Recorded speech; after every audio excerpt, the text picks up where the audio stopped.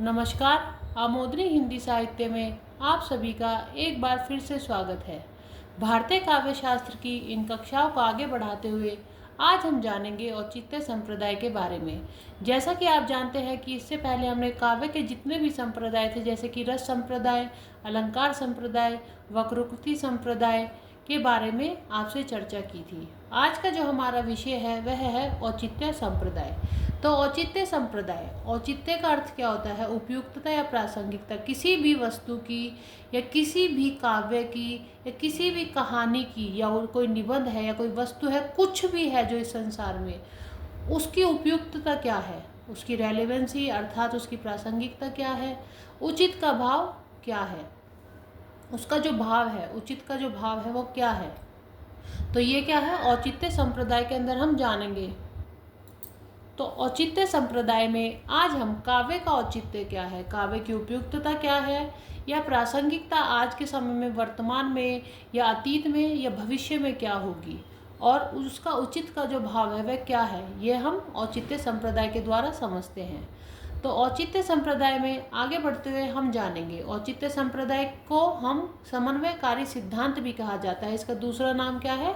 समन्वयकारी सिद्धांत। और इसके प्रवर्तक कौन है? आचार्य क्षेमेंद्र। आचार्य क्षेमेंद्र को भी समन्वयकारी सिद्धांतकार भी कहा जाता है।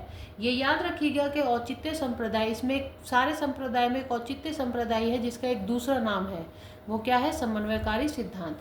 तो समन्वयकारी सिद्धांत और समन्वयकारी आचार्य कौन है?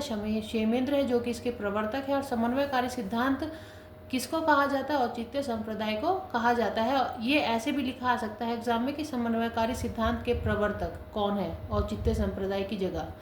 अब समन्वयकारी सिद्धांत इसे क्यों कहा जाता है? क्योंकि यह स्वतंत्र नहीं है, विभिन्न तत्वों का इसमें समन्वय है। जैसे कि कोई भी वस्तु है बहुत सी चीज़ों से मिलकर बनी है, ऐसे ही इसमें क्या बताया, जो काव्य है वह स्वतंत्र नहीं है, वह क्या है? बहुत से अलग चीज़ों से या रस से, जैसे कि अलंकार से, इन सब से मिलकर बना है। इसमें क्या है? विभिन्न तत्वों का समन्वय है। इस कारण से क्या कहते हैं? समन्वयकारी सिद्धांत। जो किसी भी वस्तु को अपने अंदर समन्वय कर ले उसको क्या कहते हैं? अपने से मिला ले, समन्वय कहते हैं। तो ऐसे ही सिद्धांत को क्या कहा? समन्वयकारी सिद्धांत। फिर औचित्य शब्द, जो औचित्य शब्द है उसका सर्वप्रथम प्रयोग किसने किया? अब औचित्य शब्द का सर्वप्रथम प्रयोग किसने किया? तो नरेश यशोवर्मन एक राजा थे, नरेश यशोवर्मन, उनके द्वारा सबसे पहले जो औचित्य शब्द है उसका प्रयोग किया गया। आनंद वर्धन, जो आप जानते हैं कि पहले जो ध्वनि संप्रदाय के प्रवर्तक है, इनके बारे में हमने आपसे पहले भी चर्चा की थी।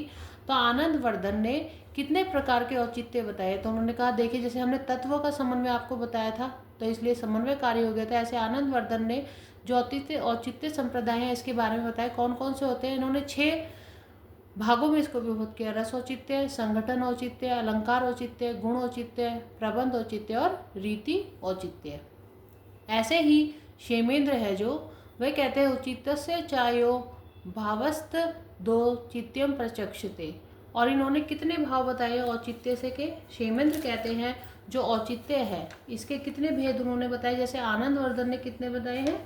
6। ऐसे ही क्षेमेंद्र ने इसके कितने भाग बताए हैं? तो क्षेमेंद्र कहते हैं कि इसके 27 भाग हैं। कैसे? पद, प्रबंधार्थ, अलंकार, वाक्य, गुण, रस, क्रिया, कारक, निपात, तत्व, काल, स्वभाव, देश, अभिप्राय, वचन, कुल, अवस्था, विशेष, व्रत, सार संग्रह, उपसर्ग, सत्व, प्रतिभा, नाम, आशीर्वचन और विचार। ऐसे ही आचार्य मम्मट है, जो मम्मट के बारे में हम आपको पहले कई बार बता चुके हैं। तो मम्मट ने औचित्य का महत्व केवल गुण दोष के स्वरूप की पहचान मानते हैं।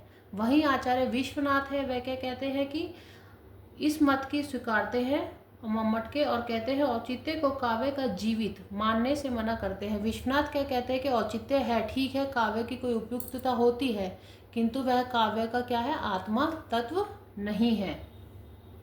तो औचित्य संप्रदाय क्या है, हम आपको एक बार फिर से बता देते हैं कि इसकी उपयुक्तता, काव्य की उपयुक्तता, प्रासंगिकता क्या है। इसे समन्वयकारी सिद्धांत भी कहा जाता है क्योंकि इसमें कई तत्वों के समन्वय से मिलकर बना है। इसके प्रवर्तक कौन है? तो इसके प्रवर्तक रहे हैं क्षेमेंद्र।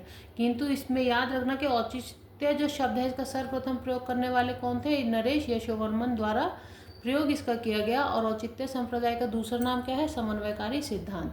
आनंदवर्धन ने, क्षेमेंद्र ने या मम्मट ने, विश्वनाथ ने इन सब के बारे में क्या कहा हमने आपको बताया। तो आज के लिए धन्यवाद।